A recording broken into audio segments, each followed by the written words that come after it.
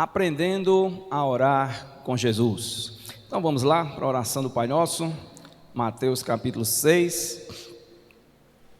Ontem falamos sobre o desafio, de proclamar as grandezas de Deus.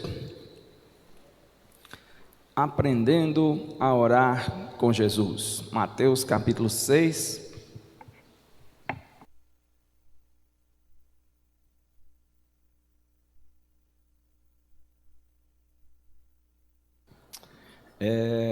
A partir do versículo 9,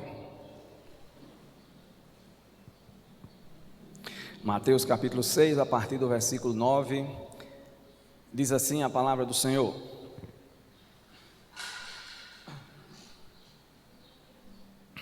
Portanto, vós orareis assim: Pai nosso que estás nos céus, santificado seja o teu nome. Venha o teu reino, seja feita a tua vontade. Obrigado, meu irmão.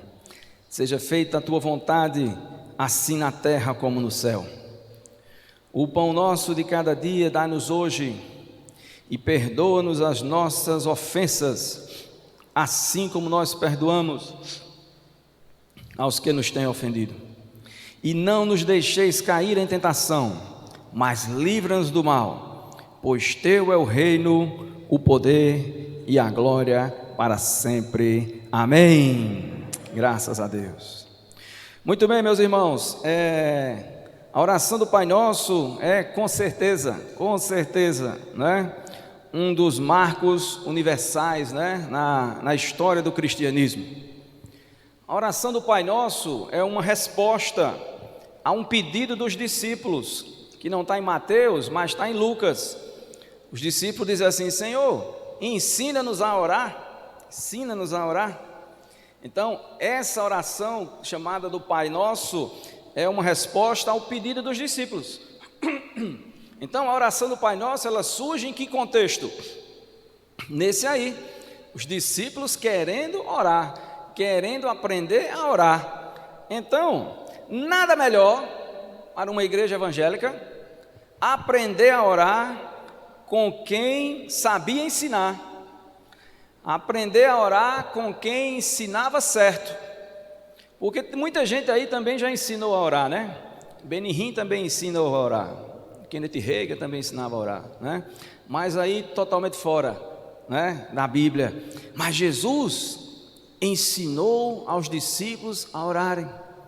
Então, se eu quero aprender a orar, qual é a melhor fonte? Ouvir o ensino de Jesus. E a oração do Pai Nosso, que não foi criada para ficar sendo repetida, mas ela é uma espécie de oração modelo. Todas as orações que fizemos na nossa vida estarão encaixadas dentro desta oração modelo.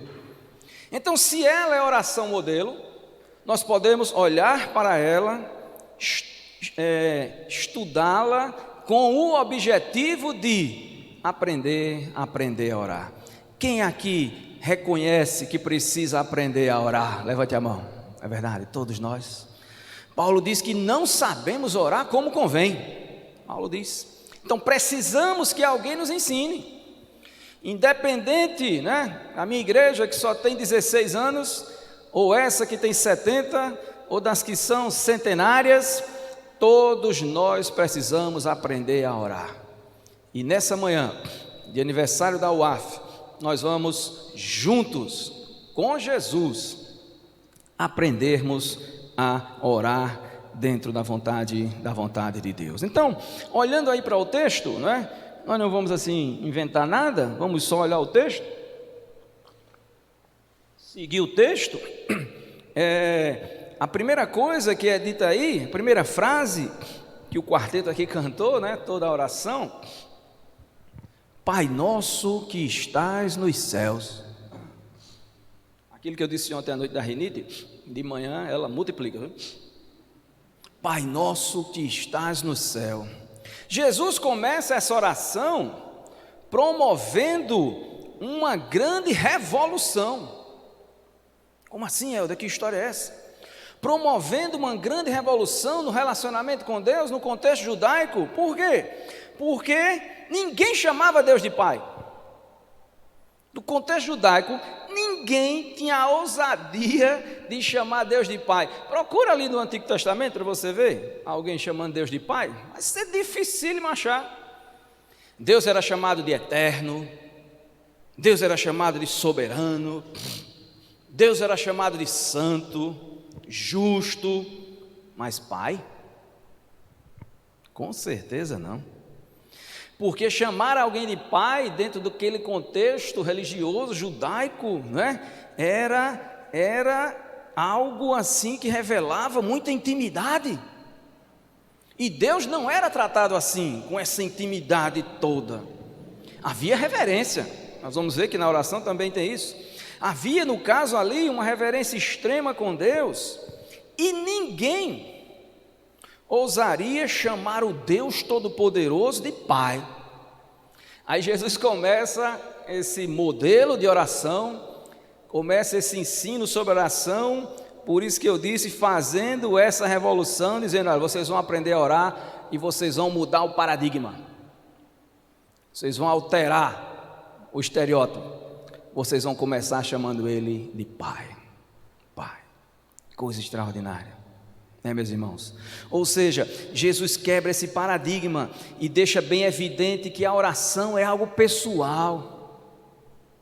A oração é algo que revela intimidade com Deus, que agora o crente poderia se dirigir a Deus com todos os títulos que ele tem, com todos, os adjetivos que ele tem, mas vocês agora podem chegar e dizer Pai, Pai.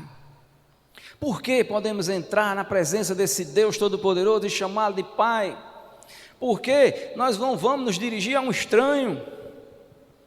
Ao chamar Deus de Pai, ou quando Jesus nos autoriza a chamar Deus de Pai, Ele está dizendo aqui, colocando esse indicativo dessa possibilidade real de comunhão, essa possibilidade real de aproximação. E Paulo, que é do contexto judaico, ele vai mais longe ainda e diz, não, olha, Jesus já autorizou chamar de Pai, mas pode também dizer Abba, Pai, que é ainda o diminutivo, que revela mais intimidade ainda, o diminutivo de Pai, Qual é o diminutivo de Pai, Você pode, Paulo diz isso, é possível ter essa intimidade. Então, meus irmãos, aprendendo a orar com Jesus, a primeira coisa é essa, intimidade com Deus. Nós temos essa possibilidade de ter intimidade com Deus. As irmãs auxiliadoras, as mulheres sempre são marcadas aí pela oração, Acreditem, e tenham esse respaldo dado pelo Jesus, pelo próprio Jesus, que a intimidade é um princípio estabelecido na oração modelo. Agora, ele diz o seguinte, qual é a palavra seguinte? É Pai nosso. É nosso. Ele é meu Pai. Ele é seu Pai. Mas Ele é o Pai de todos nós. Ele é o Pai da coletividade. Ele é o Pai de cada um dos integrantes do quarteto, mas é o Pai do quarteto todo. Ele é o Pai da coletividade. A comunidade pode dizer Pai nosso. A comunidade.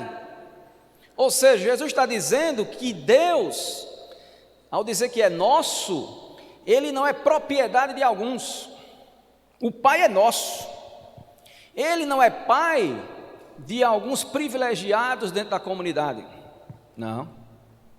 Ele não é pai, de um gueto religioso que às vezes se acha mais espiritual que outros dentro das comunidades evangélicas, não.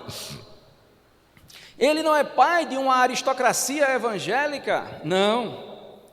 Ele é pai nosso. É pai do novo convertido, é pai do fundador da igreja. É Pai de todos, independente da classe social, da cor da pele, da posição que ocupa na sociedade. Jesus, na oração modelo, diz que não tem acepção. Ele é chamado de Pai Nosso. Pai Nosso. Ele é universal. Ele é universal no sentido bíblico, né? Ele se revela aos homens mais simples. Se revelou a um pagão idólatra chamado Abraão e fez dele seu amigo. Olha aí. Desconfie, viu? Desconfie de uma espiritualidade que quer domar Deus. Desconfie de uma espiritualidade que quer dizer que Deus é só dele. De jeito nenhum. Jesus deixa claro na oração do Pai Nosso que Ele é o Deus soberano, que se revela, mas se revela à sua comunidade como um todo, e nós podemos dizer: Pai Nosso que estás no céu, bendito seja seu precioso nome. Mas a oração segue, e a frase que vem é a seguinte: não dá para ser palavra por palavra, né? Não sou Hernando Dias Lopes, né? Vai tentando alguma coisa. A frase seguinte é: santificado seja o teu nome.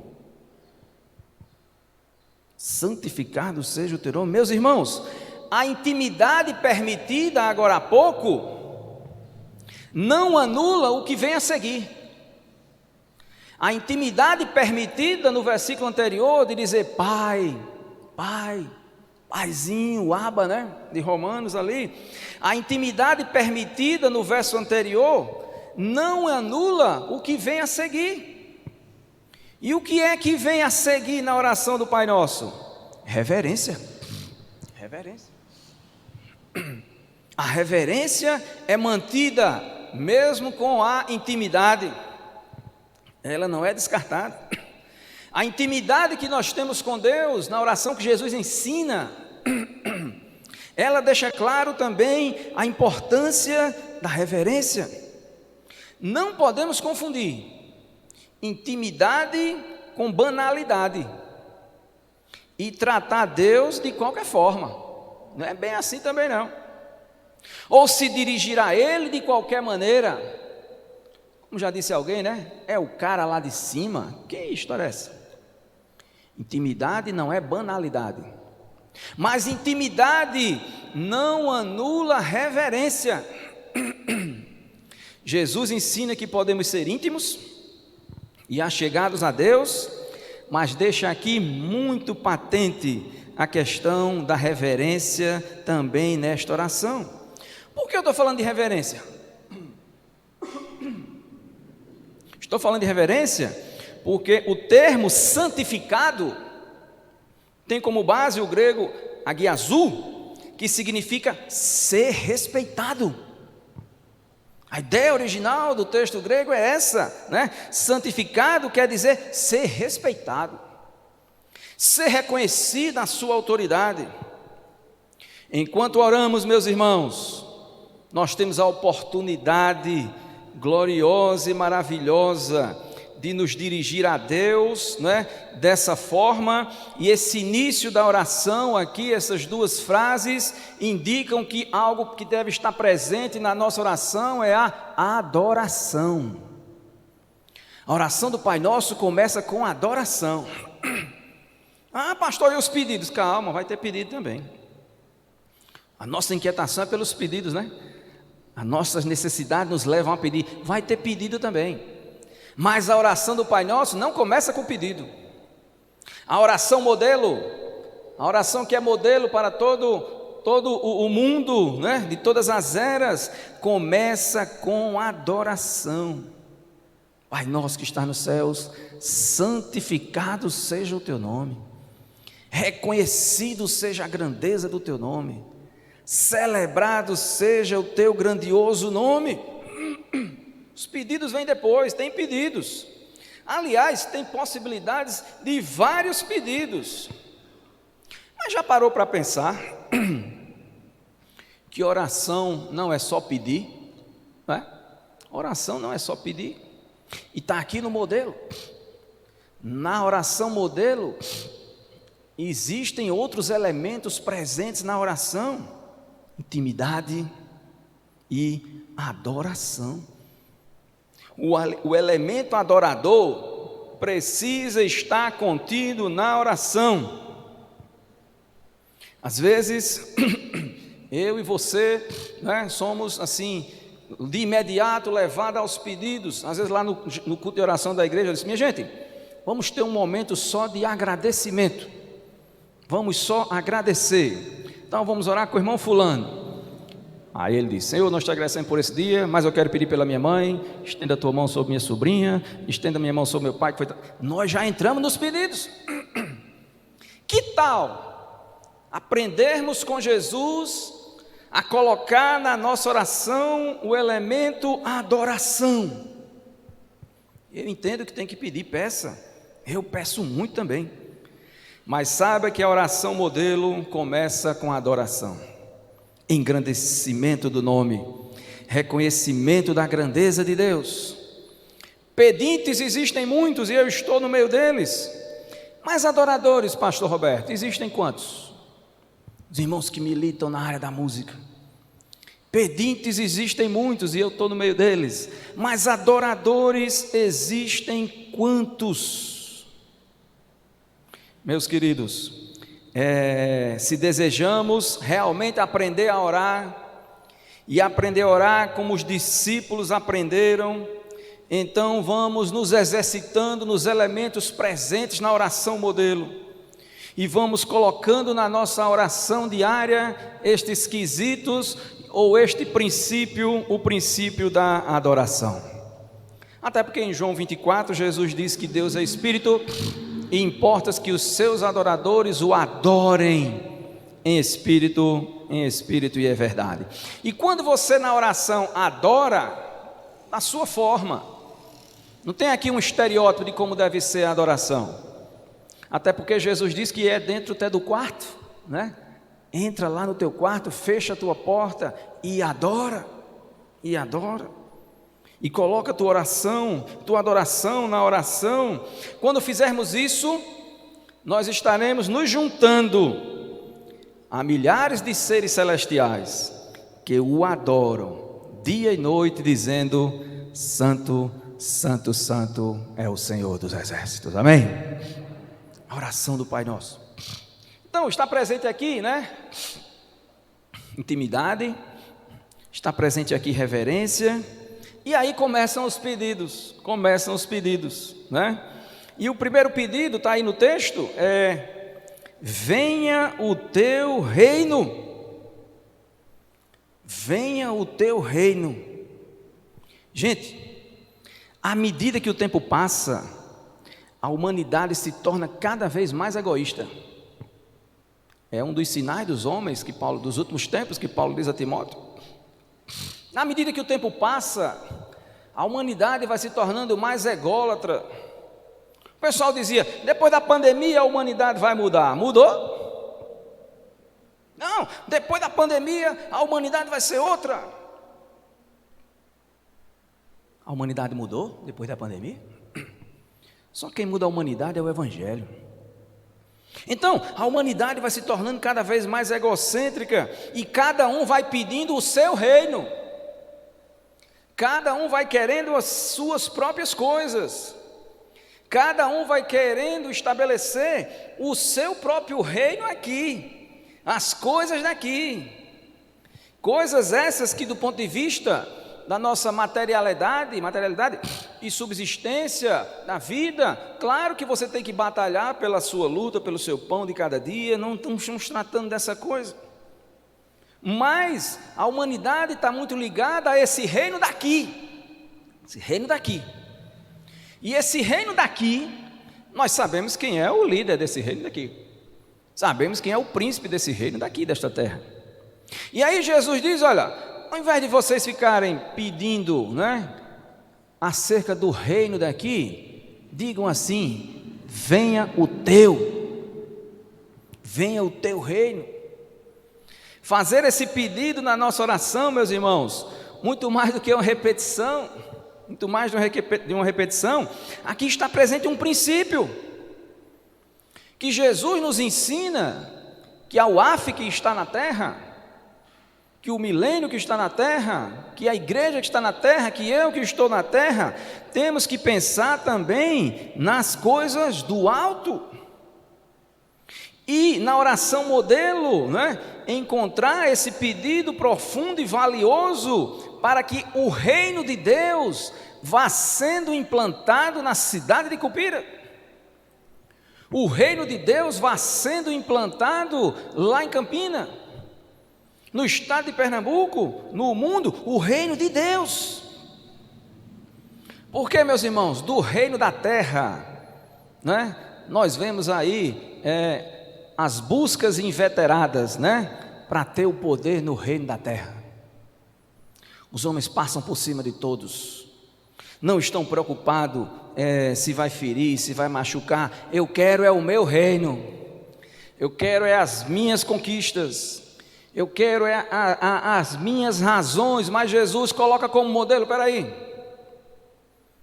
peçam para que venha o reino dele, porque o reino de Deus vindo, haverá de fato mudança.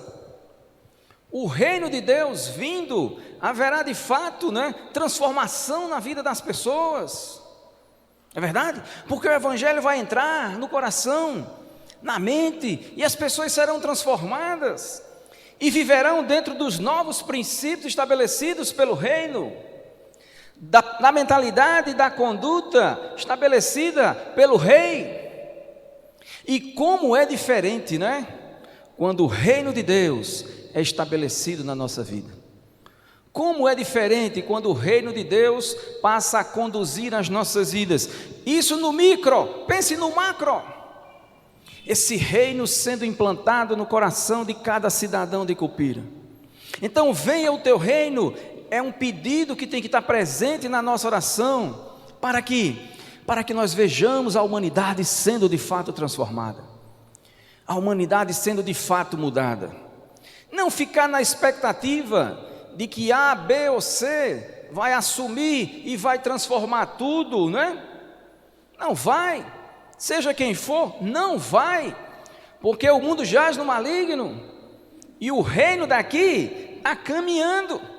Mas Jesus diz: olha, quando vocês forem orar, peçam a Deus que venha o reino dEle, que o reino dEle entre a vida das pessoas, no coração das pessoas, para que sejam súditos desse novo reinado.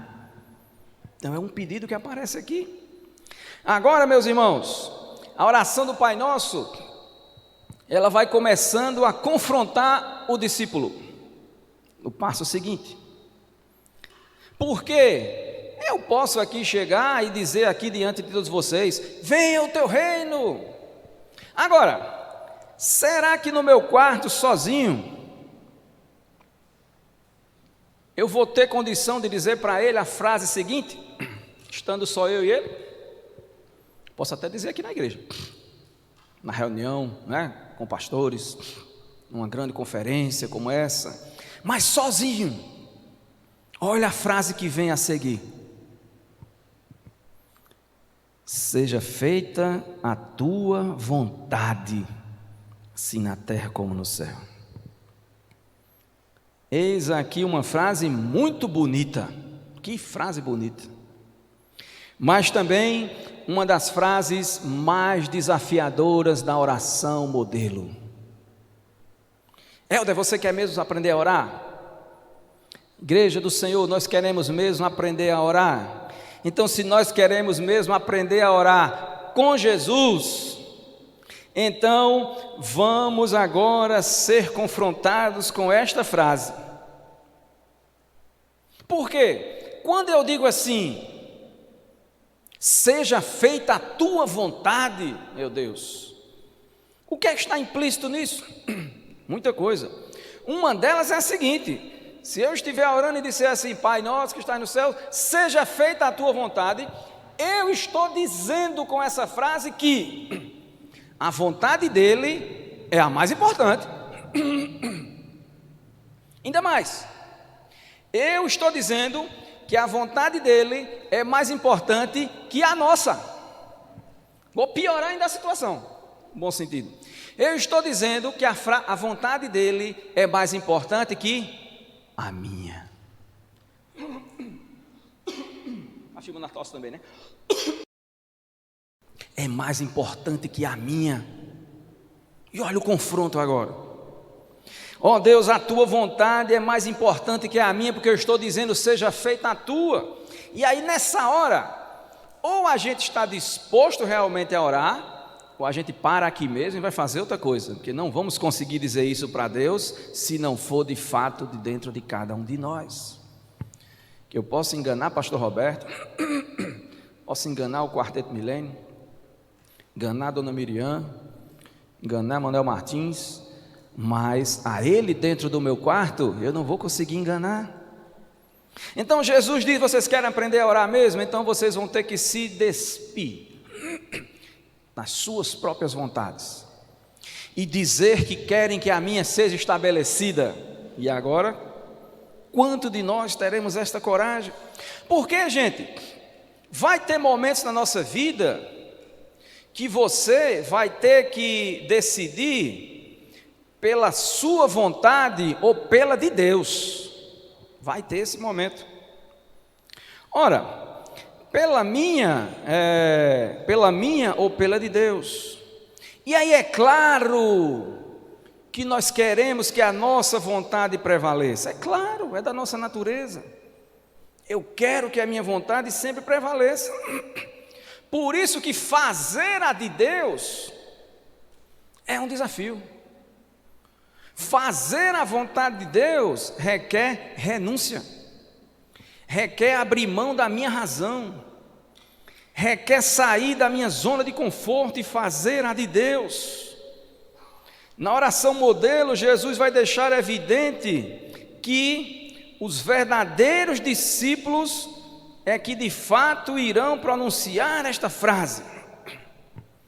Porque, tem coisas que a gente ora e nós sabemos que é a vontade de Deus. A gente pede a direção e sabemos que é a vontade de Deus, então é mais fácil. Mas tem momentos na nossa vida que nós sabemos que a nossa vontade está indo de encontro à dele. Eu já tive momentos muito claros na minha vida, né? Que eu tinha uma vontade diferente da de Deus. Tinha uma vontade diferente. E eu não estou dizendo que isso é pecado, não. É o nosso conflito constante. Tem a minha e tem a de Deus. E quando a minha se alinha com a de Deus, a oração é uma maravilha. Deus confirmou, que bênção, louvado seja o Senhor. Mas e quando elas vão de encontro? E quando a nossa vontade for de encontro com a de Deus? Você vai tomar que decisão? Vai seguir com a sua? Ou vai dizer, Senhor, seja feita a tua vontade.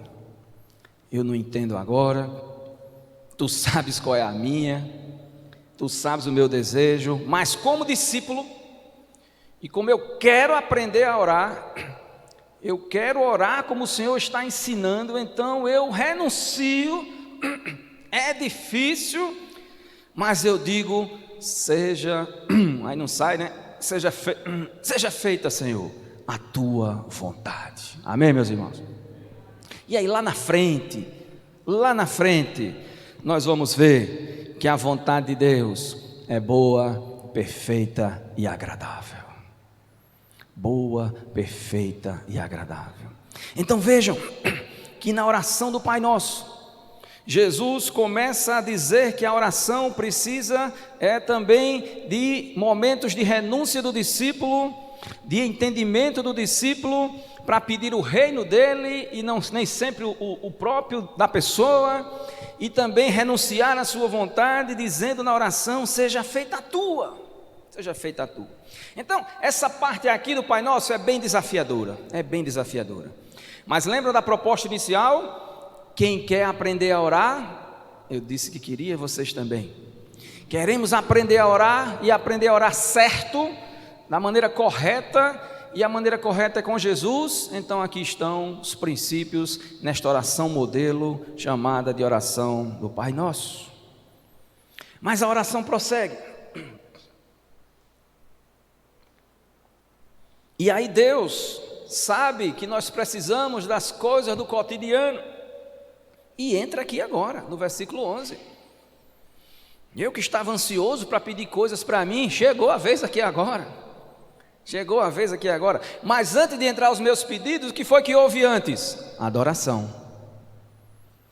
Antes de entrar os meus pedidos, o que foi que houve antes? Renúncia do meu reino e da minha vontade. Esse meio de campo aí é o que é mais desafiador. Mas finalmente entra o versículo 11 e os pedidos aí começam a ficar mais específicos para nós. Aí ele diz: o pão nosso de cada dia dai-nos hoje. Interessante aqui, né? Após tratar da adoração a Deus, da sua grandeza, das questões espirituais do seu reino e de sua vontade em nossas vidas, Jesus vai ensinar agora a colocar diante de Deus as nossas questões do cotidiano, as questões da nossa luta diária, que cada um aqui tem, nas diversas áreas que trabalham, que se ocupam, que se dirigem a cada segunda-feira, as questões do cotidiano. O que a frase "o pão nosso de cada dia nos dá hoje" quer dizer? Muita coisa. Quem sou eu para esgotá-la? Mas eu acredito que, pegando aqui a ideia do pão, o pão é um alimento universal. O pão está na mesa dos ricos, está na mesa dos pobres, mostrando o quê? Que todos dependem de Deus. Nem todos reconhecem, mas todos dependem de Deus. E todos deveriam fazer esta oração. Claro que isso não é feito no mundo. Estou aqui querendo ser utópico. Essa oração não é feita no mundo. Jesus está ensinando para os discípulos. Todos deveriam fazer esta oração, porque, reconhecendo ou não, ricos e pobres dependem de Deus. É mais fácil o pobre reconhecer isso, mas os ricos, do ponto de vista desse mundo, dependem também de Deus. Eles aqui não atentam para isso. Nós vimos ontem, né? Até a respiração, lá em Atos 17, procede de Deus. Agora, deste pão aqui, não é só o alimento. Pão aqui não é só aquele pão gostoso que eu comi agora de manhã na casa da dona Miriam. Mas pão aqui, meus irmãos, representa o quê? Representa tudo o que nós precisamos para sobreviver. Pão aqui, só Deus, né, tem a condição de colocar uma coisa dessa, uma linguagem dessa que representasse tudo. Pão aqui é uma representação de tudo o que você precisa para viver. Roupa, calçado, alimento, saúde, trabalho, tudo que está ligado à materialidade está embutido aqui nesse pão. Então, tudo que você precisa, do dia 1 de janeiro ao dia 31 de dezembro, está presente aqui, e o Senhor diz: peçam, porque vocês dependem de mim. Vocês precisam pedir, para que vocês não pensem que são autossuficientes. Por isso que não é assim: dai-nos o pão da semana. Não era melhor? Dai-nos o pão do mês inteiro. Oh Senhor, dai-nos o pão para o resto de 2022. É assim? É o pão para dizer: Helder, todo dia você precisa de mim. Para dizer para cada um de nós: cada amanhecer você precisa dizer: o pão de cada dia é de hoje. Você precisa de mim hoje. Amanhã é outra história. Então, essa oração aqui entra nesse quesito. O amanhã não está no nosso controle. O amanhã não nos pertence. A oração do Pai Nosso aqui vem dizer para nós, para os nossos planos, né? As nossas projeções que nós fazemos, e não é errado se for feito na perspectiva que Tiago ensina, Mas a humanidade, né, não faz dessa forma que Tiago ensina. Eles já estão marcando e dizendo que vai ter a Copa de 2026. A pessoa não teve nem a de 2022. Já está certo a Copa de 2026. Aí o Pai Nosso diz: opa, tem que pedir dia por dia, viu? Que amanhã vocês não sabem o que vai acontecer não. Então a oração do Pai Nosso vem dizer aqui para todos nós nesta manhã: você precisa de Deus dia após dia. Dai-nos o pão nosso de cada dia. Que maravilha! Esse entendimento presente nessa oração modelo. Mas o texto segue. E vamos entrar agora numa área muito interessante. Vou pedir para você sentar, porque você já está. Mas se estivesse em pé, eu dizia: senta aí um pouquinho todo mundo agora. Porque ele agora vai dizer assim, ó: e perdoa as nossas dívidas, as nossas ofensas, os nossos pecados, assim como nós perdoamos aos que nos têm ofendido. Vamos por partes. Perdoa as nossas dívidas, perdoa os nossos pecados. Vamos por aqui primeiro. O que Jesus está dizendo aqui nesse texto?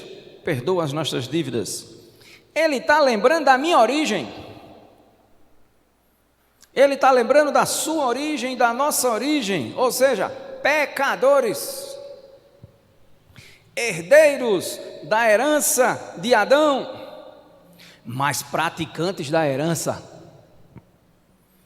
Herdamos o pecado de Adão, é verdade, mas também praticamos depois. Então nós somos pecadores. Claro que agora, né, numa situação completamente diferente, lavados, remidos no sangue, mas nenhum de nós aqui deixou de ser pecador. Não temos mais prazer na prática do pecado, porque nascemos de novo, mas não deixamos de ser pecadores. E Jesus está falando para os discípulos, e diz aos discípulos que eles têm que pedir perdão continuamente pelos seus pecados, porque essa é uma questão que está ligada à nossa origem. Aqui Jesus nos incentiva a mostrarmos o que nesse pedido? Arrependimento constante.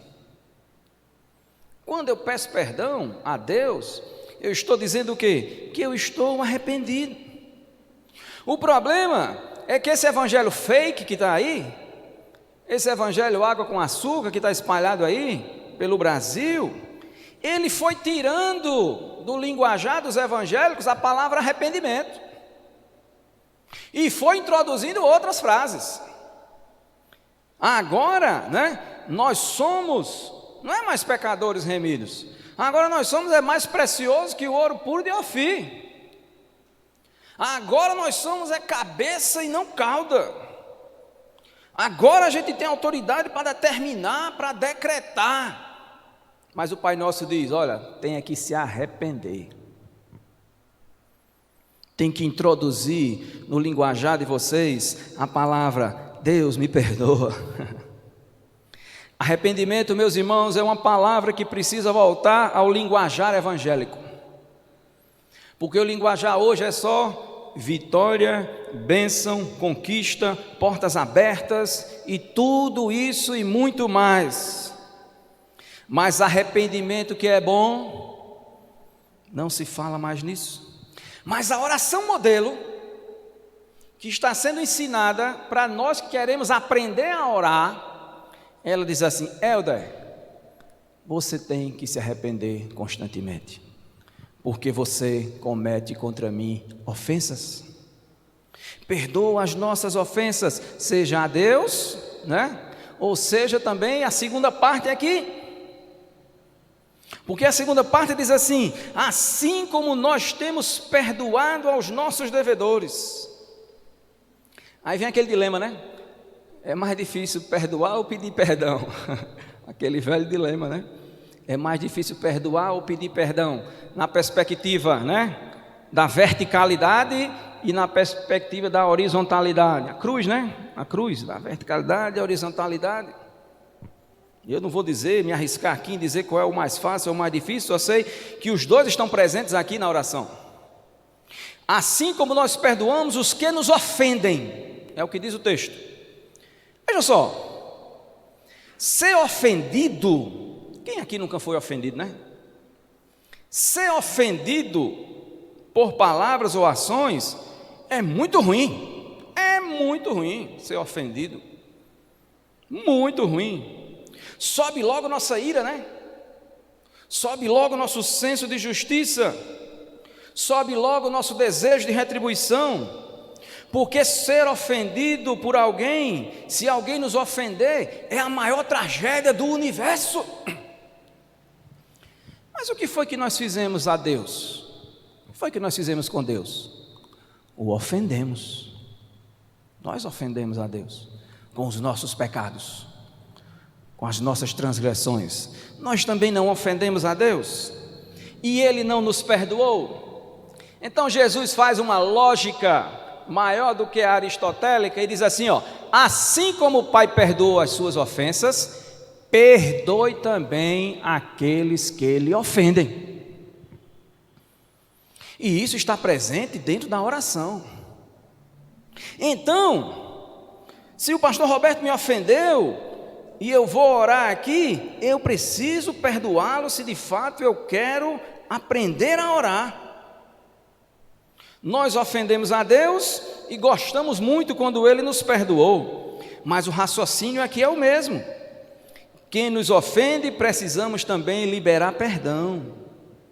Liberar perdão. E se você atender esse princípio da oração do Pai Nosso, perdoar quem lhe ofende, se eu perdoar quem me ofende, sabe o que é que vai acontecer? Eu vou estar desenvolvendo em meu caráter algo que é do caráter de Deus, que é o quê? Deus perdoador. Salmo 99 diz isso. Deus é um Deus perdoador. E se eu sou imagem e semelhança de Deus, eu tenho que refletir na minha vida características desse caráter. Então a oração do Pai Nosso está em sintonia com essa questão teológica da imago Dei, a imagem de Deus, e diz: olha, vocês precisam também perdoar. Ah, mas é difícil.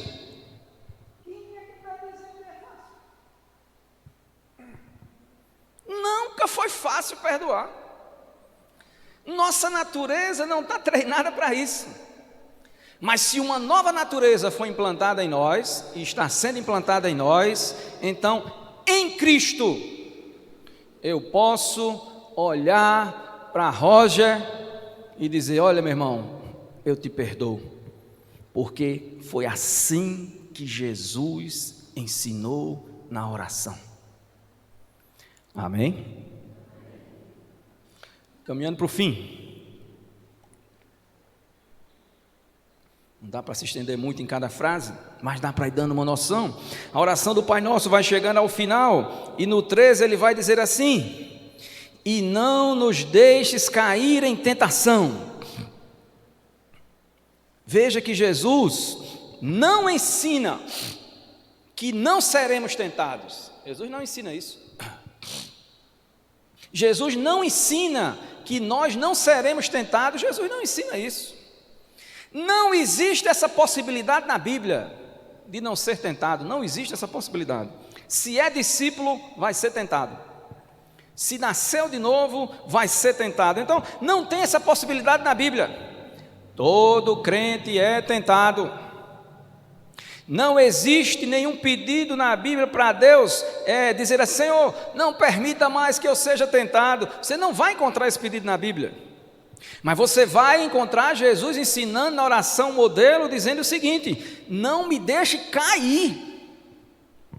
Não me deixe cair na tentação. Porque rapidamente aqui, nem o que é tentação? É indução. É ser estimulado ao erro. É a tentativa de sedução por parte do nosso inimigo. Então Jesus nos ensina a orar pedindo a Deus resistência. Resistência. É o que está implícito aqui. Força do alto, irmãs auxiliadoras. Peçam a vocês na caminhada forças do alto. Igreja do Senhor em Cupira, que completou 70 anos, né?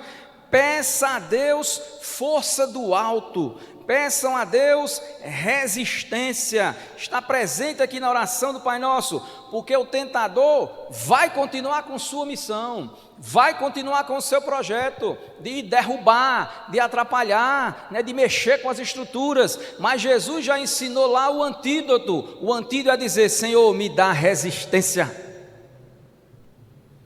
Quarteto Milênio aí no ministério deles, por tantas igrejas, eu tenho certeza que eles oram: Senhor, nos guarde em cada viagem, guarde nosso coração em cada viagem, guarde nossa família que fica.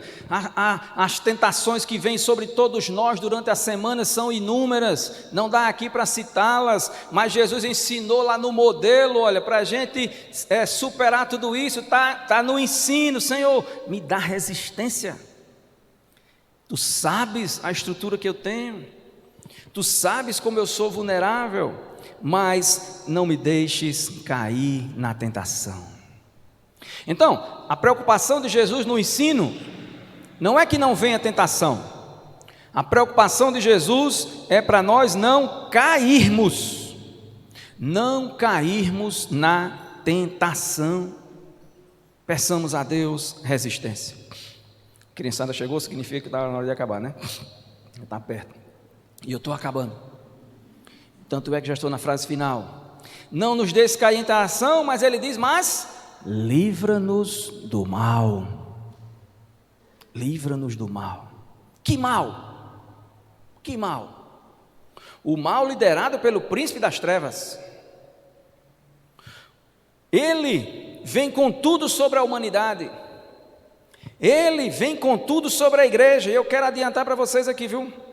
Ninguém aqui tem força para vencer o mal sozinho, liderado pelo príncipe das trevas. Não faça essa tentativa. Não pague para ver. Não pague para ver. Porque você não vai vencer. E eu também não vou vencer. Mas se nós estivermos dentro do princípio da oração, dizendo a Ele: Senhor, Tu és maior, Tu és que é o comandante, Tu que estás aí com o poder, livra-nos deste mal, livra-nos do mal, dai-nos livramento, ó Deus, do mal. E quando ele diz aqui, livra-nos do mal, não é, me permitam dizer, uma referência às situações que ocorrem na humanidade de uma forma geral, um furacão, um tsunami, né? Uma tragédia natural. Não é mal nesse sentido. O que é o mal aqui que Jesus nos ensina? Sabe o que é? Que ele pede livramento. Porque dessas outras coisas que eu citei, todo mundo está sujeito. Quando vem um furacão lá nos Estados Unidos, ele escolhe entre essa casa de crente, essa de descrente, não, ele passa. As tragédias naturais não tem esse negócio de religião, não, acontece. Mas então que mal é esse? Esse mal aqui que Jesus pede, nos ensina, aliás, pedindo livramento, sabe qual é? São as estratégias, as ciladas, as armadilhas que ele tem preparado contra nós. São os seus planos, as tentativas que ele tem de tirar você da comunhão com Deus, de lhe afastar da igreja, de frustrar os nossos ministérios, de atrapalhar a nossa família. Esse mal que o diabo arquiteta todos os dias contra o povo de Deus, Jesus diz assim, Senhor, livra-nos do mal, repreende o mal, livra-nos das ações, das ciladas feitas pelo diabo, que muitas vezes eu nem vejo. Olha, eu quero dizer para você aqui, que durante um mês, Deus dá tanto livramento a gente, que a gente nem percebe, a gente nem imagina o quanto Deus nos livrou essa semana, não é verdade, minha irmã? A gente não percebe, mas Ele está livrando. Por quê? Está lá na oração: livra-nos do mal, livra-nos do mal. Ou tem alguém orando por você, livra o quarteto do mal, livra o pastor do mal, livra a igreja do mal, Senhor, como Tu nos ensinaste na oração. Livra-nos do mal. É esse mal que nós precisamos aprender a orar pedindo a Deus livramento. E aí ele termina, né, com o que chama de doxologia, que é uma bênção ali final de exaltação a Deus. Porque teu é o reino, o poder e a glória para sempre. Amém. Aqui temos o fechamento da oração. O fechamento da oração. Não só dessa oração aqui, mas de todo tipo de oração aqui está presente o princípio do fechamento. Ou seja, porque teu é o reino, o poder e a glória para sempre. Ou seja, podemos servir a Ele, porque dele é o reino. Podemos pedir a Ele, porque dele é o poder. E podemos adorar a Ele, porque dele é a glória para todo sempre. Porque teu é o reino, o poder e a glória para sempre. Meus irmãos, aqui está, presente diante de nós, a oração modelo. E os princípios que Jesus coloca para nós, para aprendermos a orar. E Jesus nos mostra claramente que eu e você podemos ter nele a fonte suprema, maior e mais maravilhosa que existe no quesito da oração. Ele nos ensina a orar com intimidade, com reverência, com desejo que venha o seu reino, com submissão, pedindo pela nossa subsistência, reconhecendo que somos pecadores, sabendo que fomos perdoados e que temos que perdoar, suplicando sua graça para vencermos a tentação e limitações, pedindo para sermos guardados das ciladas no inimigo, e termina dizendo como começou. A oração do Pai Nosso termina como começou. Como foi que começou a oração do Pai Nosso? Com adoração. E depois que eu e você fizermos toda a nossa oração, Jesus diz: continue me adorando, continue adorando a Deus, porque dele é o poder, é o reino e a glória para todos sempre. Amém?